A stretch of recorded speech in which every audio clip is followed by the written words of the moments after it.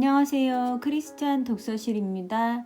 오늘은 이민교 목사님의 복음에 빚진 사람이라는 책을 가지고 왔습니다. 이민교 목사님에 대해서 말씀드리겠습니다. 소록도 한센인들에게 불교를 전하던 그는 살아있는 부처가 되고자 눈썹을 깎고 한센인들의 손과 발이 되는 섬김을 통해 진리를 전하려 했다. 하지만 그 누구도 부처를 받아들인 사람은 없었다. 오히려 불교를 전하는 그를 불쌍히 여기는 한센인들에게서 예수 믿으라고 역전도를 당하게 된다. 7년이 지난 어느 날 소록도 법당에서 목탁을 치며 연불하던 중 소록도 화장터에서 수없이 들었던 찬송이 그의 혀와 온몸을 사로잡았다. 법당으로 찾아오신 하나님을 만난 그는 용서받은 탕자가 되어 아버지의 사랑을 알아 신학교에 입학해 목사가 된다. 복음에 빚진 사람이 된 그는 약사로 일하던 아내와 어린 두 자녀와 함께 우즈베키스탄에서 축구를 통해 농아교회를 개척했다. 2000년 KBS 한민족 리포트에 우즈벡 한인 목사와 농아축구단이 방영돼 그의 신분이 드러나게 되고 마침내 미국에서 발생한 9.11 사태의 영향으로 추방당했다. 그 뒤 카자흐스탄에서 농아들의 자립을 도모하는 일터교회를 하는 사역이 2011년 KBS ETV 사랑 싣고 세계로의 카자흐스탄의 심은 사랑으로 방영되기도 했다. 그는 우즈베키스탄, 카자흐스탄에서 20년 세월 동안 농아 축구팀을 만들어 아시안게임 4회, 올림픽 2회, 월드컵 1회의 국가대표 감독으로 출전했다. 중앙아시아 농아들에게 전념하며 살던 그는 하나님의 손짓을 통하여 남북한의 38선이 마치 허리 신경이 마비된 38년 된 중풍병자와 같은 장애인 국가라는 인식을 하게 된다. 이에 지금은 하나님을 예배하고 사람을 사랑하는 하나님이 보낸 사람으로 장애인들의 친구로 지피 선교의 선교사로 사단법인 민족통일 에스라 운동협의회 대표로 사역하고 있다.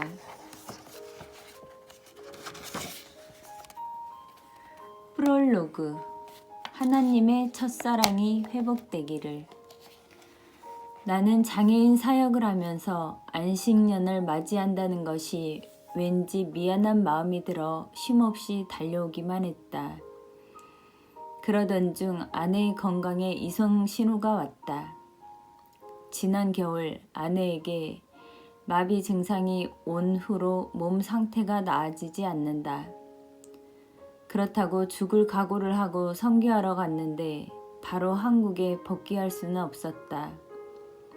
그래서 최선을 다해 선교지에서 버틸 때까지 버텼다. 그러다가 잘 죽기 위해서는 우선 잘 살아야 한다는 하나님의 음성을 듣고 금년 여름 선교부의 허락을 받아 14년 만에 처음으로 안식년을 맞아 한국에 들어왔다.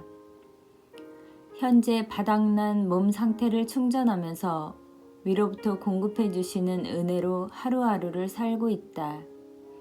더욱이 하나님의 은혜로 이렇게 책이 세상에 나오게 되었으니 이 사건 역시 하나님의 놀라운 은혜이다. 지난 2000년 5월 KBS 1TV 한민족 리포트에서 우즈벡 한인 목사와 농아 축구단이 방영된 후에 책을 출간하자는 권유를 받았다.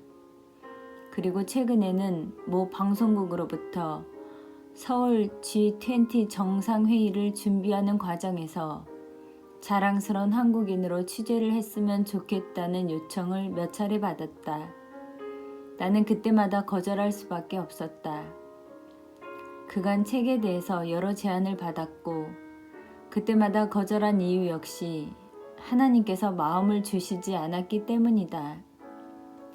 그러다가 다시 한번 책 출간을 위해 기도하는데 하나님께서 규장 출판사를 마음에 보여주셨고 나는 때를 기다렸다. 그 마음을 품은 지 얼마 되지 않아 한 지인이 규장에서 책을 출간하면 어떻겠느냐는 말을 건넸다. 나는 그 말을 듣고 속으로 적이 놀랐다. 그래서 이것이 하나님의 뜻인가 생각했다. 그 지인은 규장 대표에게 나를 소개했고 기도해 보겠다는 연락을 받았다고 했다. 나는 양털 시험으로 하나님의 뜻을 확인한 기드온처럼 규장 대표가 나에게 전화를 해서 만나자고 하면 그것을 최종적으로 사인으로 알겠다고 성령님께 보고했다. 2010년 7월 어느 선교회 사무실에서 예배를 드리는 중에 규장 대표로부터 전화를 받게 되었다. 나는 재차 하나님으로부터 온 사인을 확인하고 규장의 대표와 만났다. 성령님께 사로잡힌 여진구 대표, 그리고 규장의 일터 사역의 귀한 모델이었다. 계속해서 하늘의 언어가 이어지는 규장에서 일터 교회의 아름다움을 느낄 수 있어 감사했다.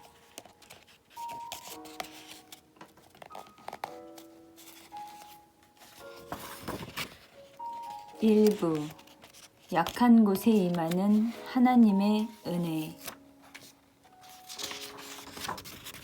생명의 떡 먹이시는 하나님의 물밑 작업. 농아축구단의 프로 데뷔 무대. 삑. 경기 시작을 알리는 호루라기 소리와 함께 깃발이 올라갔다.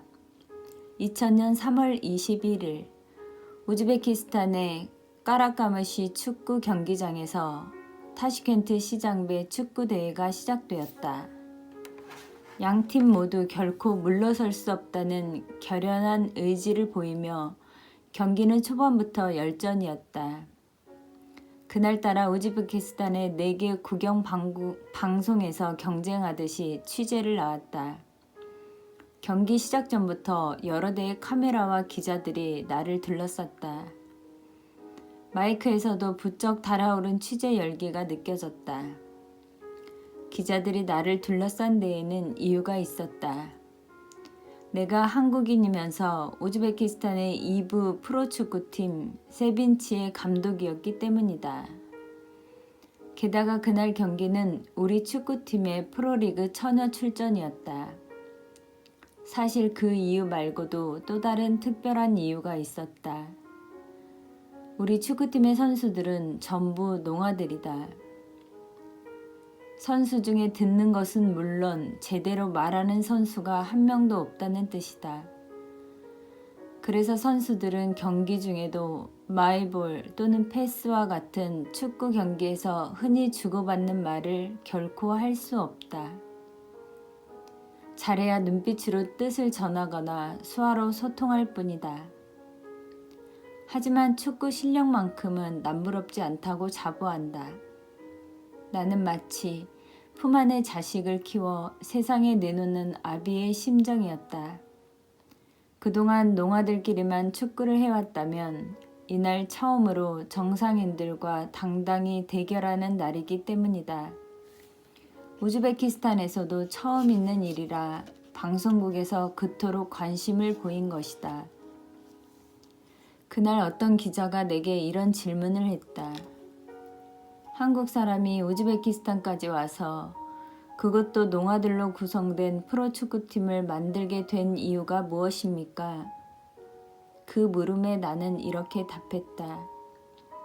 축구를 통해 농아들에게 참 소망을 심어주고 싶었습니다. 그들은 감독인 나에게 그날 경기에 대한 전망도 물었다. 쉽지 않은 상대이지만 꼭 이기고 싶습니다. 이길 겁니다. 그러나 말이 감독이지 나는 프로축구팀에서 뛰어본 경력이 전혀 없는 초짜 감독이다. 중학생 시절에 선수 생활을 해본 것이 고작 내 경력의 전부이다. 그런데 기자들이 나에 대해 모르는 또 다른 진실이 있었다. 사실은 축구 감독이 나의 본업이 아니라는 것이다. 중앙아시아 농아의 친구. 나는 목사다. 정확하게 말하면 한국인이 아닌 외국인에게 복음을 전하는 선교사다. 처음에는 우즈베키스탄에서 그리고 카자흐스탄을 비롯한 중앙아시아 지역에 거주하는 농아들에게 복음을 전하려고 축구팀을 결성하고 감독이 된 말하자면 일종의 스포츠 선교사인 셈이다. 그러니 내가 경기 전에 말한 우리 축구팀에 대한 소망은 경기에서 우승하는 것 이상의 의미가 있었다. 하지만 그날 경기는 내가 바라던 소망을 이루기에는 까마득해 보였다. 경기는 전후반 내내 잘 풀리지 않았고 골문은 굳게 닫힌 빗장처럼 열리지 않았다. 결국 양팀 모두 득점 없이 끝나 연장전에 돌입했다. 이런 날은 응원석도 덩달아 분주해진다. 선수들을 위해 시원한 물을 미리 준비한다고 했지만 연장전까지 가는 바람에 어느새 다 동이 났다. 아쉬운 대로 페트병에 수돗물이라도 담아 선수들의 갈증을 달랜다. 이겨라, 잘한다, 파이팅, 패스, 골. 그런데 응원단이 아무리 힘껏 소리쳐도 우리 팀 선수들은 들을 수가 없다. 빈 페트병에 모래와 자갈을 넣어 요란하게 흔들어도 봤지만 응원하는 사람은 흥이 나는데 선수들은 들을 수 없으니 소용이 없다. 그래서 특별히 깃발을 제작했다. 우리 팀 응원단장인 두 자녀 하늘이와 영광이는 초등학교 운동회에서 깃발을 흔들던 것처럼 온 힘을 다해 흔들었다.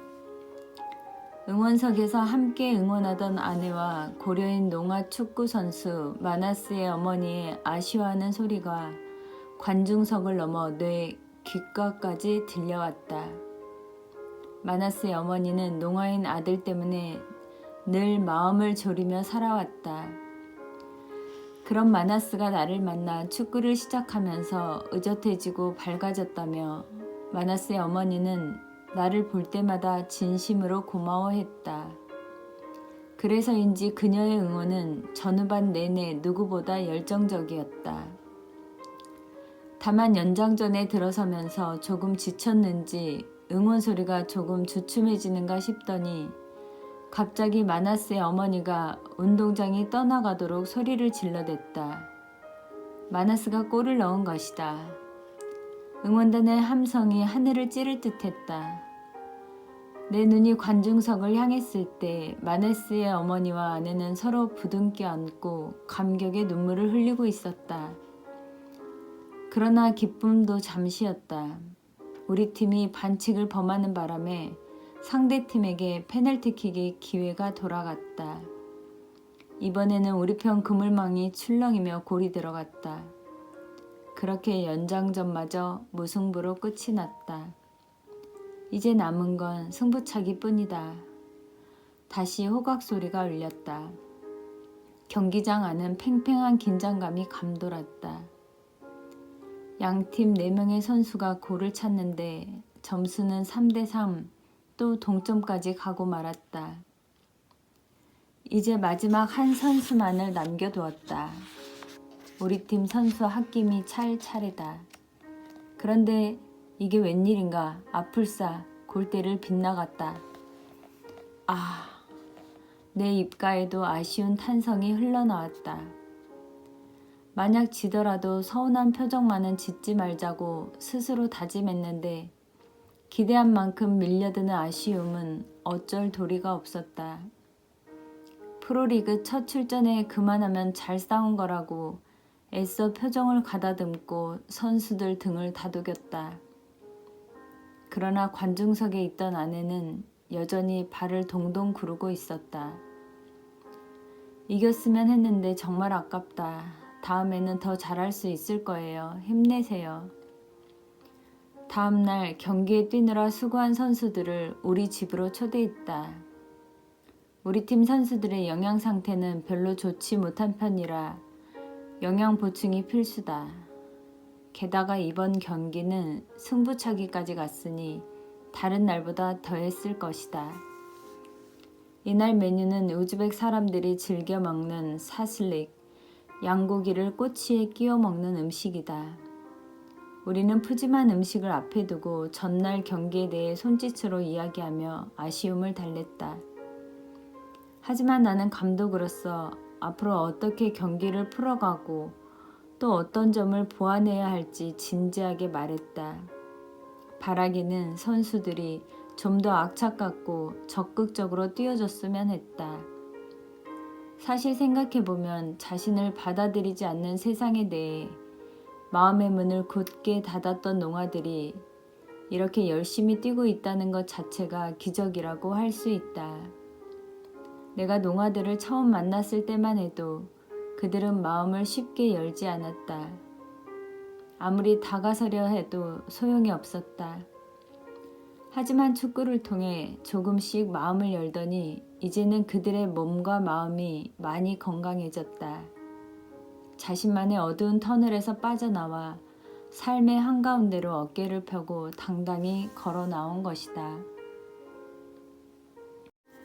우즈벡에서 카자흐로. 우즈벡 농아들과 일주일에 한 번 모이는 날이었다. 마땅히 모일 장소도 없을 때라 농아 축구 선수들을 포함한 30여 명이 우리 집에 모였다. 마침 그날이 우리 부부의 결혼 10주년이었다. 이제껏 선물 한번 변변히 챙기지 못하고 지나친 기념일이었다.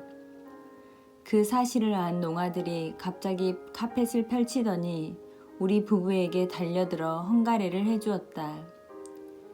카펫 위에서 헝가리를 치는 것은 신혼부부들에게 하는 우즈벡 풍습이다. 농아들에게 먼저 예수 그리스도의 사랑으로 구애를 한 것은 우리 부부였지만 이제는 그들이 우리를 더 원하고 사랑한다는 표현을 그렇게 해준 것이었다.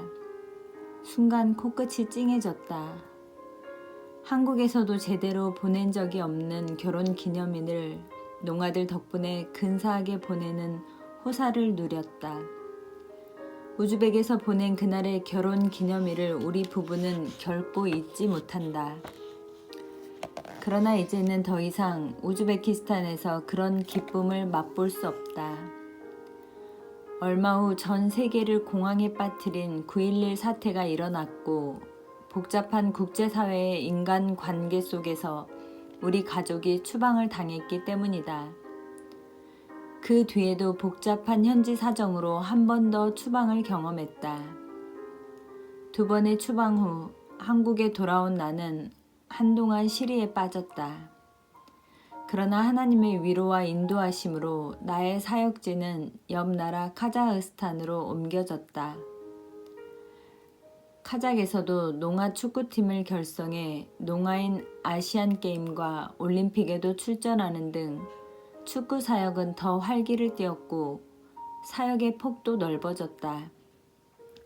우즈벡의 선교 사역이 축구 중심이었다면 카자흐에서는 농아들이 소자본으로 자립할 수 있게 돕는 일터 교회가 축구 못지않은 주요 사역이 되었다. 약사에서 밥사가 된 아내. 나로 말하면 무작정 선교하러 가겠다고 혼자 짐을 싸버린 무모한 남편이었다.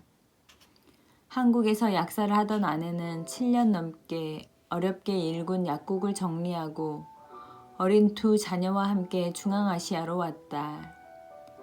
그런데 이곳에서 아내가 하는 일은 건강한 중앙아시아의 청년들을 먹이는 일이다. 어느새 아내는 약사가 아니라 밥사가 되어 있었다. 말도 잘 통하지 않는 사람들에게 언제나 기쁜 마음으로 음식을 준비한다. 또한 우리 축구팀의 팀 닥터로 일하면서 선수들 몸 관리에도 힘쓴다. 요즘은 다들 어디가 아프면 병원을 가는 게 아니라 아내부터 찾는다. 누구에게나 그렇겠지만 아내만큼 내 청춘 시절과 그 변화를 잘 아는 사람도 없을 것이다. 아내는 내가 대학 선배이면서 이른바 땡중이기도 했던 시절에 나를 만났다. 그렇다 나는 원불교 교역자가 되기 위해 원불교의 중앙총부 교무 양성기관인 한림사에서 숙식을 하던 사람이었다. 동시에 원광대학교 물리학과 소속의 대학생이기도 했다. 교무가 되기 위한 수련과 대학 공부를 동시에 하고 있었을 만큼 나는 일찌감치 원불교에 헌신한 몸이었다. 원불교 지도자 가운데 우리 집안을 모르는 사람이 없을 정도로 우리 집안은 뿌리 깊은 원불교 집안이다. 평생 초등학교 선생님으로 일하시다 교장 선생님으로 퇴역하신 아버지는 원불교의 명문가였던 집안의 전통을 고수하는 분이셨다. 나의 누님 가운데 한 분은 지금도 정려로 활동하고 계신다. 나는 그런 집에서 위로 형님 2분과 4분의 누님 아래 늦둥이 막내 아들로 태어났다. 막내라 귀여움도 많이 받고 자랐지만 남매 가운데서도 유달리 종교심이 강한 편이었다.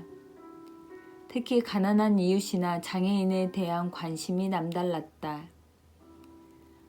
내가 태어나 자란 전라북도 남원의 집 근처에는 고아원이 있었다.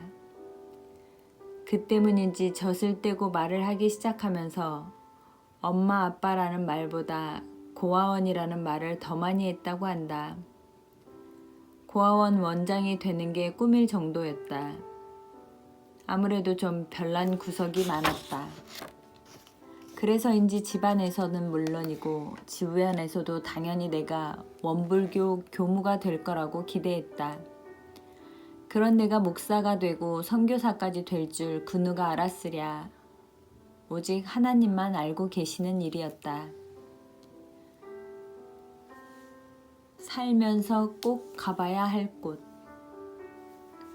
1981년 겨울 내가 고등학교를 졸업할 무렵이었다. 대학 입시를 치렀지만 나는 그때까지 진로에 대해 갈피를 잡지 못하고 있었다. 어느 대학을 가야 할지, 어떤 학과를 선택해야 할지도 막막했다. 그러던 어느 날 넷째 누님이 나를 불러 이렇게 말했다.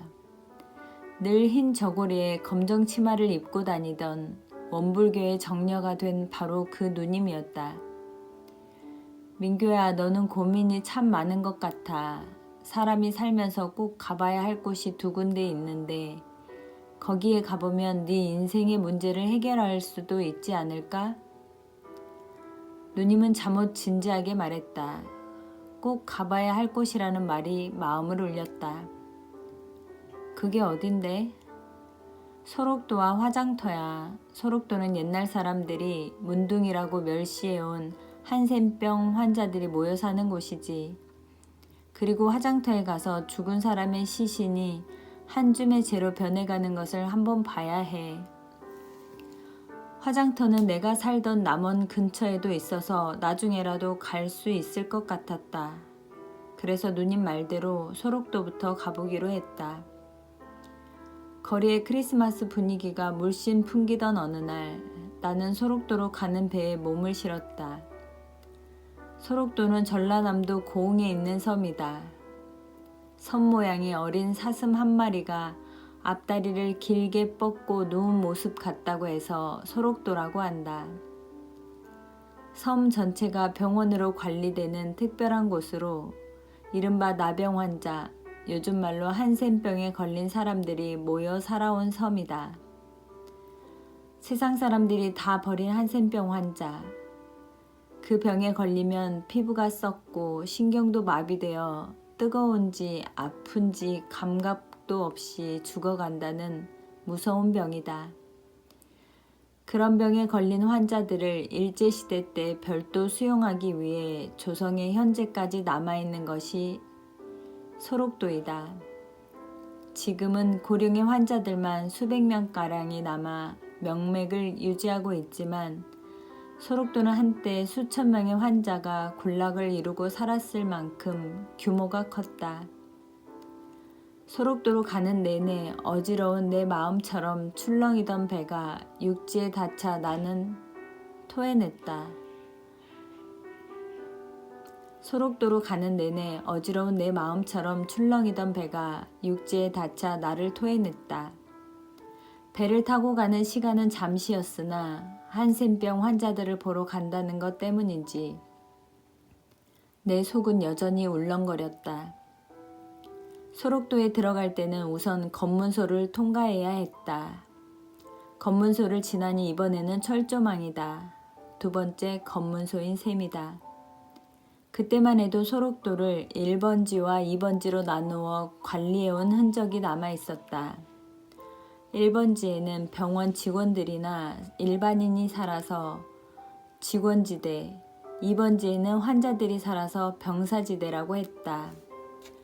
소록도는 사실상 국가에서 관리하고 운영하기 때문에 1번지에 사는 사람들은 병원 직원은 물론이고 이발소에서 일하는 사람도 국가의 녹을 받는 일종의 공무원이었다.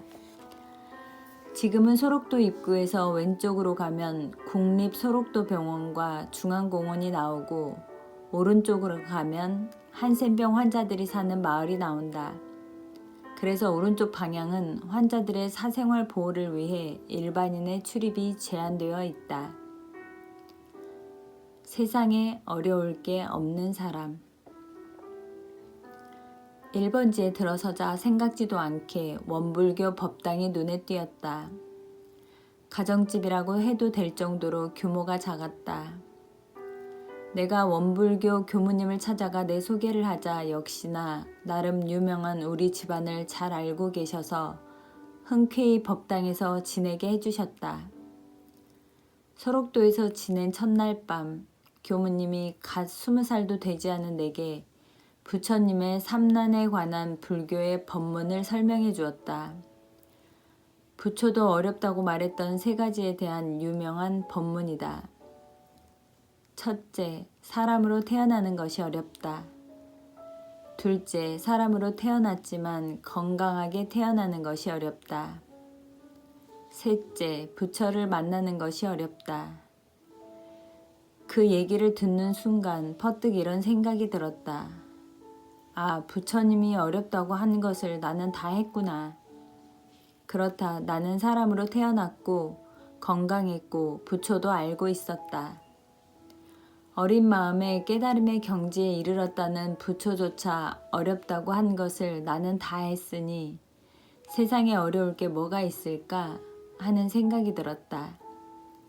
분명 교만한 생각이었지만 울렁증과 두려움이 사라지고 오히려 자신감이 생겼다. 그러면서 이 불쌍한 사람들, 사람으로 태어났으나 건강하지 못한 한센병 환자이면서 부처를 알지 못하는 이 사람들에게 내가 아는 부처를 알려주고 싶다는 생각이 더욱 간절해졌다. 이 가여운 사람들에게 어떻게 해서라도 부처를 전해야겠다는 마음을 품고 소록도에서 며칠 더 머무르기로 했다. 얼떨결에 참석한 성찬식.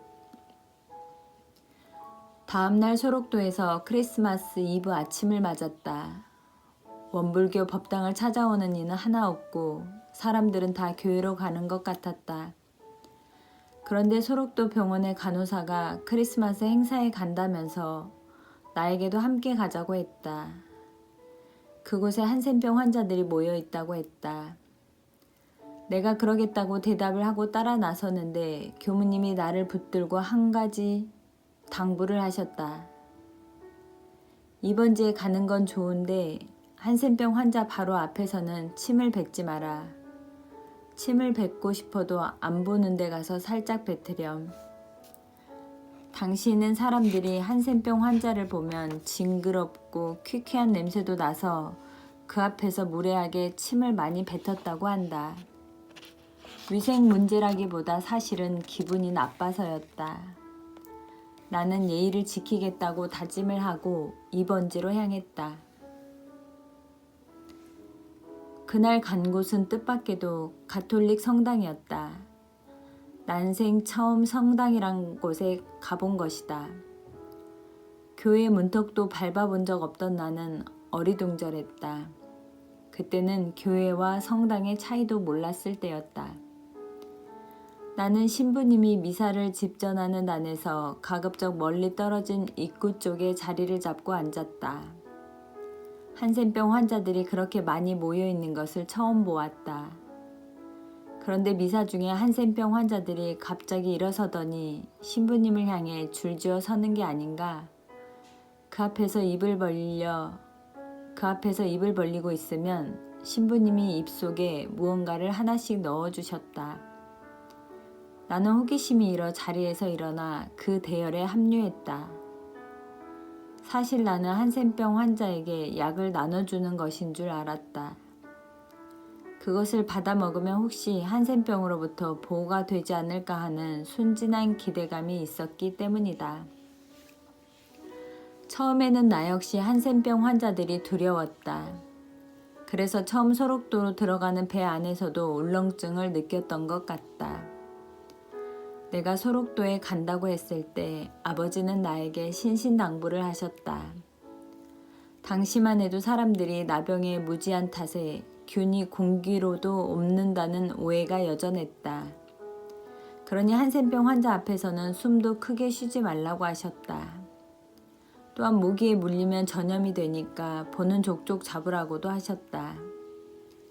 심지어 한센병 환자들이 낫기 위해 살아있는 아이들 간을 빼먹는다는 소문을 여전히 믿는 사람들도 있었으니 오죽했으랴. 이 병에 대해 올바른 인식이 보편화된 것은 그리 오래되지 않았다. 내 차례가 되자 나는 눈을 질끔 감고 입을 크게 벌렸다. 예방약이나 치료제인 줄 알고 먹었는데 입속에서 느껴지는 맛은 딱딱하지 않고 의외로 부드러웠다. 입안에서 살살 녹더니 목구멍으로 넘어가는 것이 아무래도 약 같지는 않았다. 나중에 알고 보니 가톨릭에서 성찬 예식 때 먹는 밀떡이었다. 그것이 예수님의 살을 상징하는 성체였다니. 나도 모르게 예수님의 죽음을 기념하는 예식에 처음으로 참여한 셈이었다. 물론 가톨릭에서는 상징 이상으로 간주하는 진지한 예식이지만 아마도 나를 예수께로 이끄시려는 하나님의 오묘한 물밑 작업의 시작이었던 것 같다. 지금 생각하면 너무나 우스운 일이다. 하지만 그조차 원불교를 전하려던 나 같은 사람을 예수 믿게 하시려는 하나님의 계획이었다면 누구라도 두 손 두 발을 들 수밖에 없을 것이다. 그런 뜻에서 요한복음 6장 말씀은 언제나 나에게 큰 감동으로 다가온다. 내가 진실로 진실로 너희에게 이르노니 인자의 살을 먹지 아니하고 인자의 피를 마시지 아니하면 너희 속에 생명이 없느니라. 내 살을 먹고 내 피를 마시는 자는 영생을 가졌고 마지막 날에 내가 그를 다시 살리리니 내 살은 참된 양식이요 내 피는 참된 음료로다. 내 살을 먹고 내 피를 마시는 자는 내 안에 거하고 나도 그 안에 거하나니 살아계신 아버지께서 나를 보내심에 내가 아버지로 말미암아 사는 것 같이 나를 먹는 그 사람도 나로 말미암아 살리라. 이것은 하늘로서 내려온 떡이니 조상들이 먹고도 죽은 그것과 같지 아니하여 이 떡을 먹는 자는 영원히 살리라. 2장 건강한 나를 왜 불행하다고 하는가? 인생 공부의 시작. 나는 고등학교 때 품은 작은 꿈이 하나 있었다. 사는 동안 나를 필요로 하는 사람들 편에 서서 그들의 필요를 채워주며 사는 꿈이다. 그래서 몸이 문드러지고 손가락이 하나 둘씩 떨어져 가고 눈동자도 흐리멍텅한 소록도 사람들이 나를 필요로 할 줄 알았다. 나는 그들을 위로하고 보살펴주고 싶었다. 그들에게 힘이 되어주고 그들을 사랑하고 싶어 몸부림쳤다. 소록도에 다녀온 후 나는 고등학교를 졸업하고 원광대학교 물리학과에 입학했다. 한센병 환자 같은 불쌍한 사람들에게 부처를 전하는 원불교 교무가 되기 전에 먼저 세상의 물리부터 깨우치는 공부를 해야겠다는 생각 때문이었다. 하지만 입학하기 전에 누님의 말을 듣고 소록도와 화장터에 다녀온 탓인지 나는 그 나이에도 병자나 장애인이나 노숙자나 연약한 사람들에게 관심이 많았다. 세상에는 가난하고 병들고 장애를 가진 사람들이 이렇게 많은데 나는 왜 그렇지 않은지를 고민했다. 결국 대학교는 입학만 해놓고 2년 가까이 다니지 않았다. 그야말로 떠돌이 생활을 하면서 여기저기 안 가본 데 없이 돌아다녔다. 점쟁이들을 찾아다니며 점수를 공부하여 한때는 부산에 있는 범어사 근처 길거리에서 손금을 봐주면서 먹고 살기도 했다. 그 시절 나는 나름대로 구도의 길을 걸었다고 생각하는데 이때 내공을 많이 쌓은 것 같다. 정말 많이 다니고 많이 보고 많이 생각했다. 나는 왜 건강할까? 당시 나의 가장 큰 화두는 이것이었다. 화두란 선불교의 수행 방법 가운데 하나로 스스로 집요하게 묻고 답을 찾아가는 과정을 말한다. 나는 왜 건강할까? 내가 뭘 잘해서 건강한 걸까? 나는 왜 장애인이 아닌가? 나는 그때 하나님을 몰랐지만 내가 건강한 것이 그 사람들에게 그렇게 미안할 수가 없었다. 그전에는 주로 이런 질문을 했다. 저 사람은 왜 못 살까? 이 사람은 왜 잘 살지? 저 사람은 무엇 때문에 좋은 집에 사는가? 그런데 곰곰이 생각해보니 그런 질문은 다른 사람들을 서로 비교한다는 점에서 율법적인 것 같았다. 그래서 다른 사람을 향한 질문보다 나를 향한 질문을 하기로 했다. 나를 향한 질문의 대부분은 죽음과 장애에 관한 것이었다. 죽음을 간접적으로 경험해 보고 싶어 서울 벽제 화장터에서 스님의 보조 역할을 하며 지냈는가 하면 장의사에서 아르바이트를 하면서 묘를 이장하는 일도 따라다녔다. 죽음이나 장애를 눈으로 직접 보면 그에 대해 배울 수 있을 거라고 생각했던 것이다. 그래서 장례식장이나 장애인들이 사는 곳이나 노숙자들을 찾아다니기도 했다. 돌아다니다 잠잘 데가 없고 배가 줄이면 초상집에 가서 얻어먹고 구석에서 쪼그려 자기도 했다. 우리네 정서가 초상집에서는 사람들을 배척하지 않았다. 불교의 관점에서 죽음을 봐서 그런지 막연하나마 죽음에 대해서는 나름대로 답을 얻었다고 생각했지만 장애인에 대한 해답을 알려주는 사람은 아무도 없었다. 그렇게 2년의 세월이 흘렀을 때 문득 이렇게 쏘다니기만 하다가는 안 되겠다는 생각이 들어 학교로 돌아가기로 결심했다. 그리고 원불교 총부인 항림사에 들어가 교무로서의 수련을 병행했다. 원래 항림사는 원불교학과 학생들만 갈 수 있는 곳이지만 나는 일종의 특혜를 받은 셈이었다. 부모님은 여전히 내가 원불교 교무가 되기를 바라셨다. 나로서도 이래저래 원불교를 멀리할 수 없었다. 밖을 쏘다니면서 혼자 지내는 생활을 많이 해서 그런지 항림사에서 지내기는 그리 힘들지 않았다. 새벽 4시에 일어나 좌선하고 나머지 시간에는 다른 학생들과 똑같이 학교 수업을 듣는 생활을 2년간 해도 견딜만 했다. 그러나 나는 여전히 신의 존재를 논하는 신학보다 장애인 자체에 대한 관심이 훨씬 더 컸다.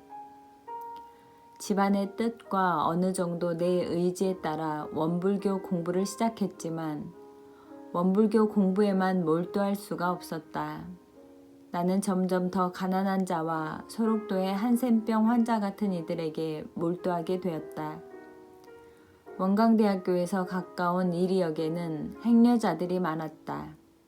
나는 대학생이었지만 집에는 수업을 들으러 간다고 해놓고 행려자들과 같이 어울려 다니며 배가 고프면 중국집에서 손님들이 먹다 남긴 짜장면이나 짬뽕이 있으면 얻어먹었다.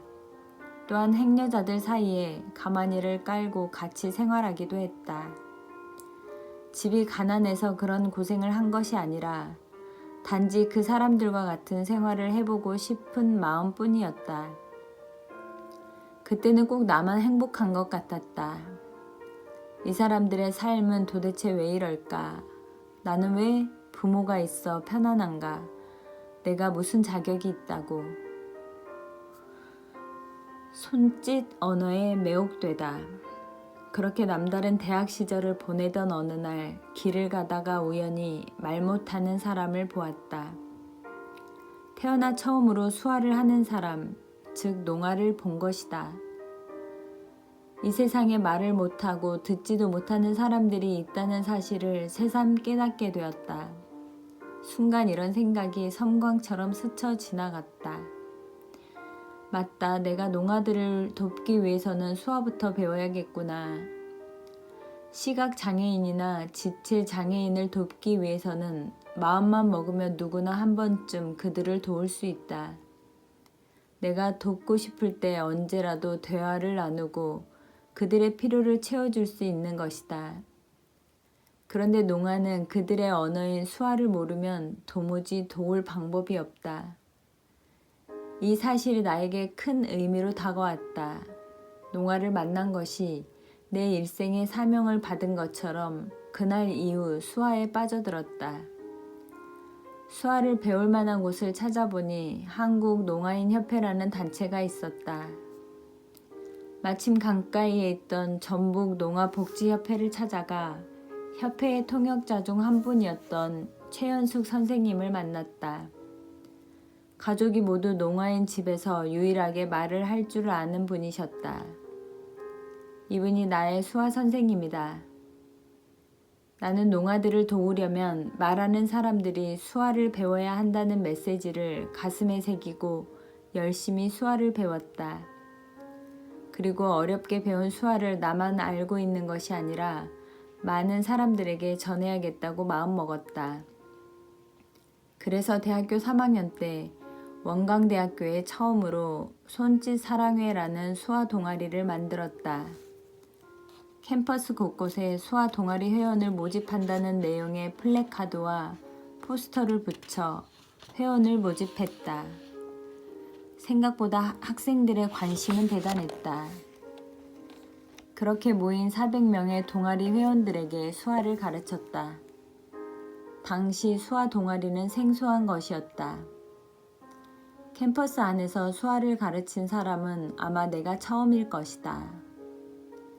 원광대학교에서 수화를 가르치니까 전북대, 우석대에 수화 동아리가 생기고 서울에 있는 대학가까지 수화 동아리가 퍼졌다. 나는 수화를 가르칠 때 이렇게 말했다. 우리가 수화를 배워야 할 이유가 있다. 우리가 말할 수 있는 것이 감사한 것은 말할 수 없는 사람이 있기 때문이다. 우선 그 사실에 감사하자. 그리고 농아들이 말하는 사람과 의사소통을 하려면 말하는 사람이 수화를 알아야 한다. 따라서 말을 하는 사람도 수화를 배워야 한다.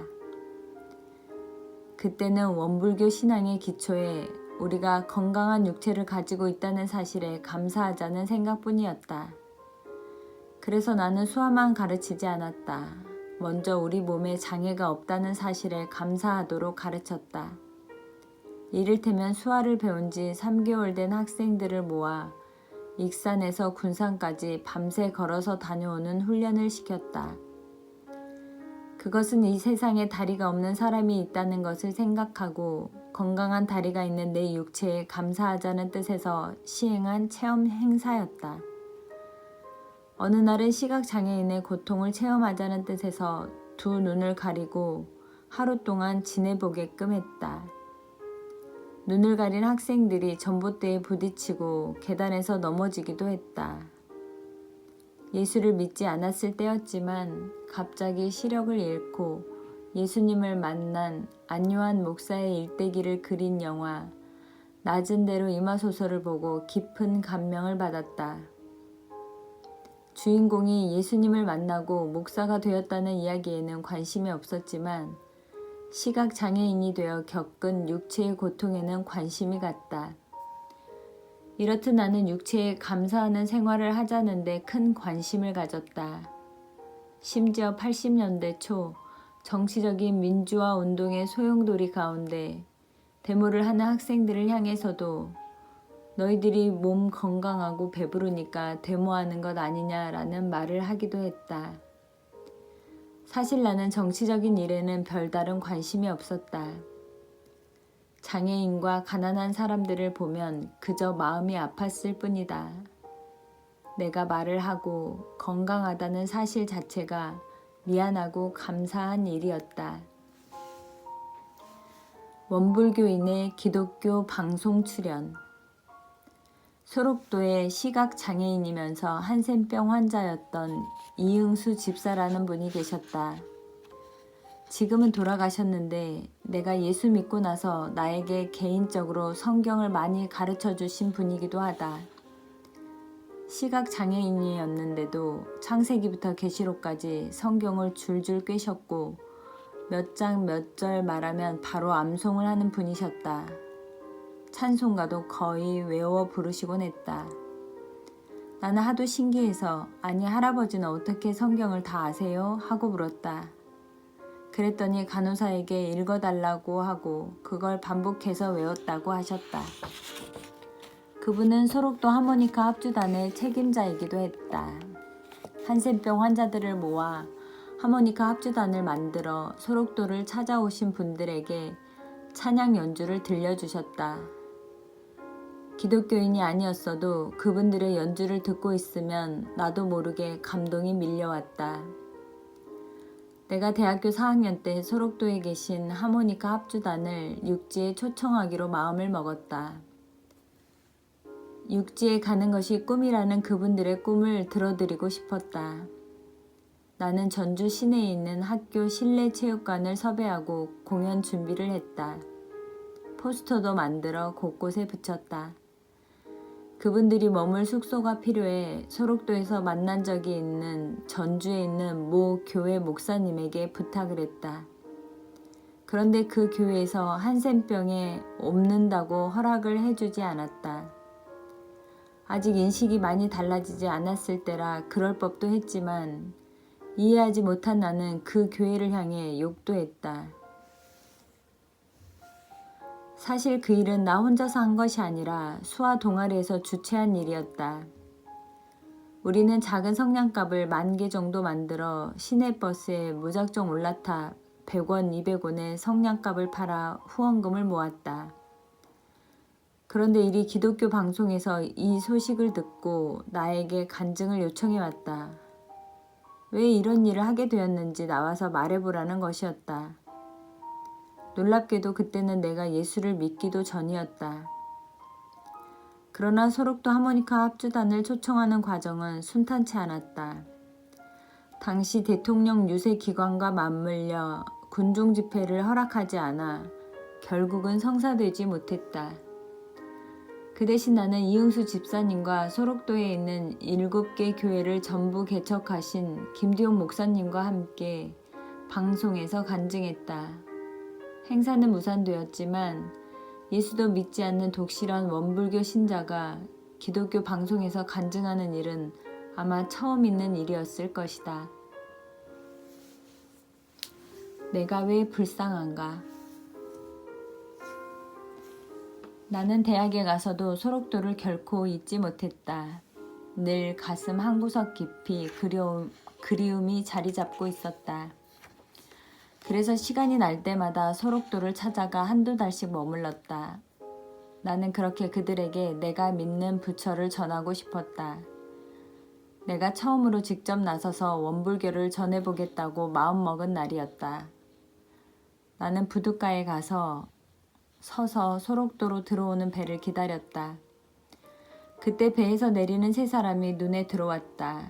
한 사람은 나이가 지긋해 보였고 또 한 사람은 겉으로 보기에는 건장한 사내 그리고 고등학생으로 보이는 남학생이었다. 나는 건장한 사내에게 얼른 다가가 말을 걸었다. 당신이 왜 나병에 걸렸는지 아십니까? 험상궂은 표정을 한 사내가 귀찮다는 듯이 손을 내저었다. 이번에는 어르신과 학생을 붙들고 똑같이 물었다. 당신들이 왜 나병에 걸렸는지 아십니까? 그런데 그들은 대꾸할 힘도 없는 것 같았다. 나는 다시 건장한 사내에게 다가가 말했다. 당신 나병에 걸린 이유는 전생에 지은 죄 때문입니다. 그러니 부처님을 믿어야 합니다. 그러자 그가 버럭 화를 내며 나를 거칠게 밀었다. 이 새끼 지금 문둥이가 된 것도 화나 죽겠는데 무슨 놈의 전생의 죄야. 아우 성질나. 그러더니 주먹질에 발길질까지 해대며 나를 때리기 시작했다.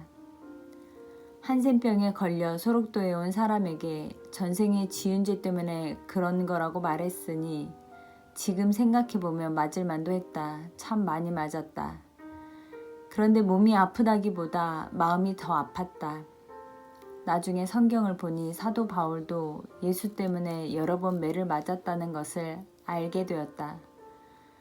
내가 부처를 전하다 매를 맞아보니까 바울이 매를 맞았을 때 몸이 아픈 것보다 불쌍한 영혼들 때문에 마음이 더 아팠을 것 같다는 생각이 들었다.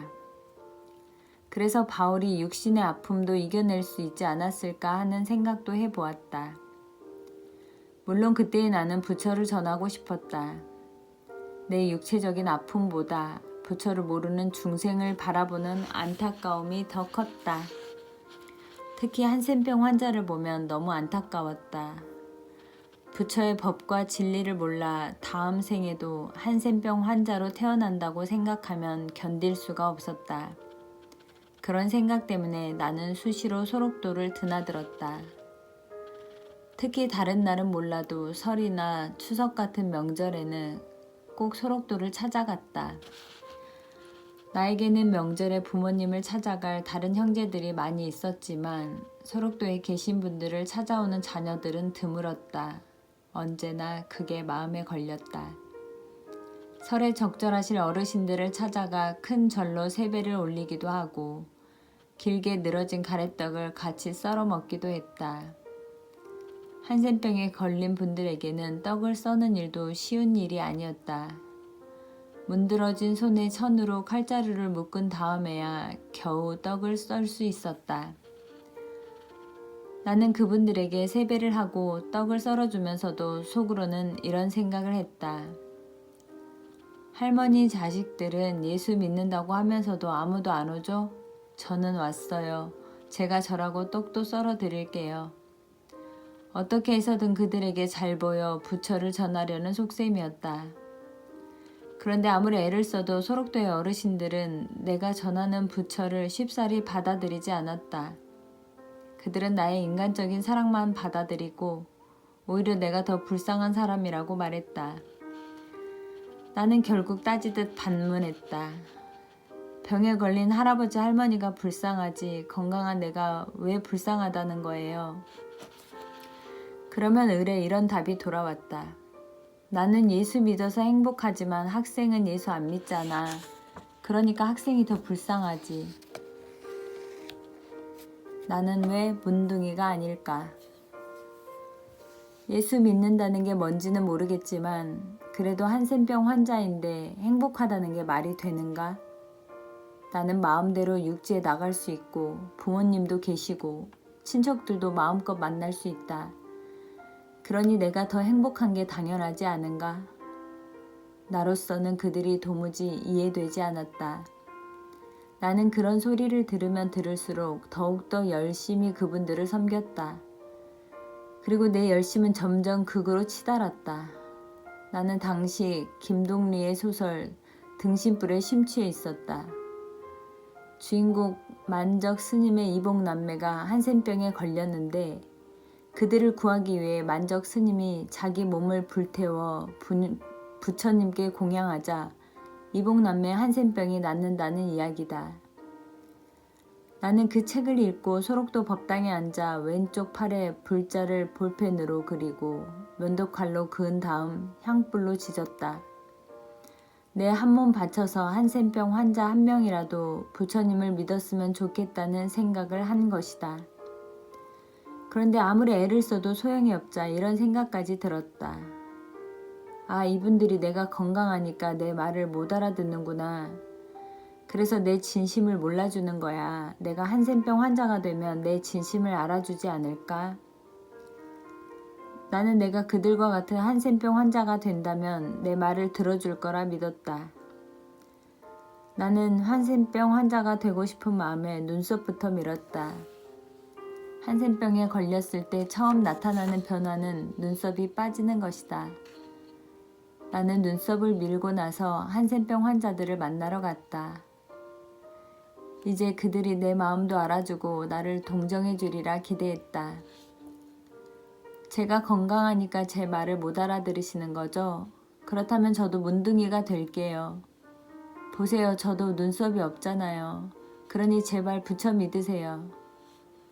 하지만 내 예상은 완전히 빗나갔다.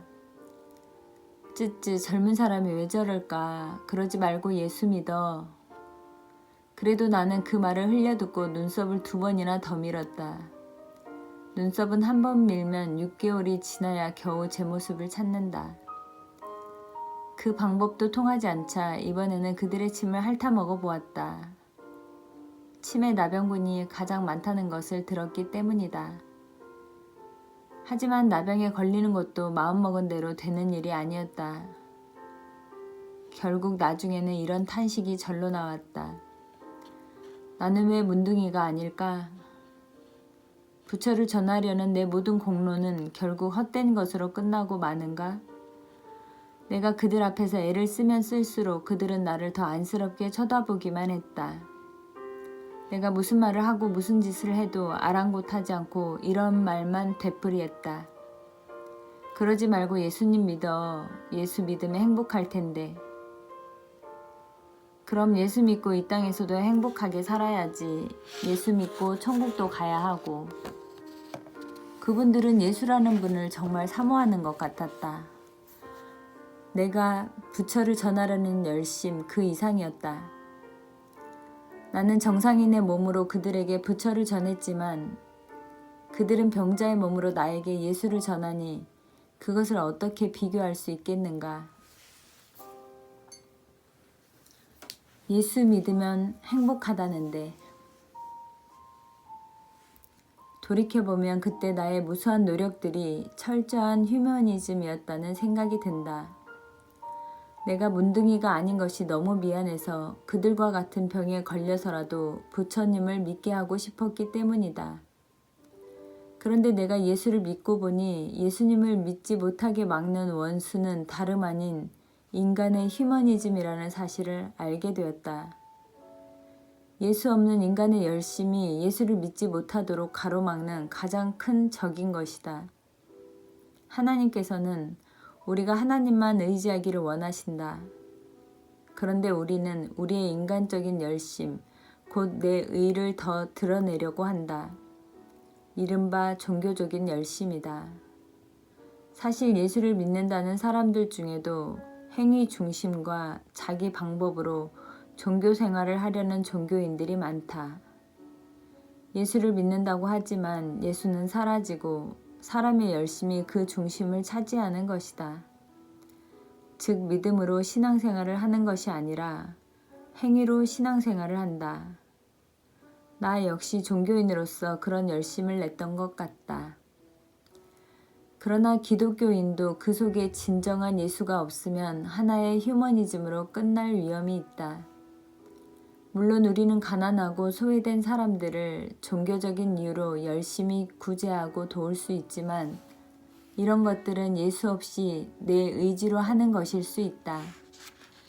내가 철저히 그렇게 살아보았기 때문에 안다. 나는 한센병 환자들에게 부처님을 믿게 하고 싶어서 할 수 있는 모든 일을 다 해보았다. 그들이 내 마음을 몰라주니 더 철저하게 휴머니즘으로 간 것이다. 나는 훗날 복음을 받아들이고 난 후 이런 것들에 대해 명쾌하게 깨달을 수 있었다. 그러나 그때는 아무리 생각해도 이해할 수 없어서 나는 결국 이렇게 물었다. 그래요, 좋아요. 예수 믿으면 행복하다는 말도 좋다고요.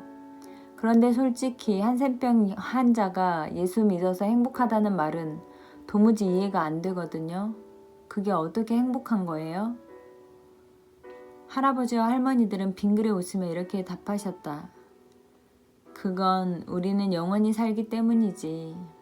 우리가 문둥이가 되었기 때문에 예수님을 믿을 수 있었어. 문둥이가 아니었다면 한평생 멋모르고 살다가 지옥에 갈 수도 있었을 텐데 하나님이 우리를 문둥이로 만들어 주셔서 이제는 예수 믿고 영생을 얻었으니 살아도 천국을 살고 죽어서도 천국에 갈 수 있어. 그러니 우리는 지금 행복해. 그러니까 학생도 예수 믿어. 예수 믿어야 행복해지지.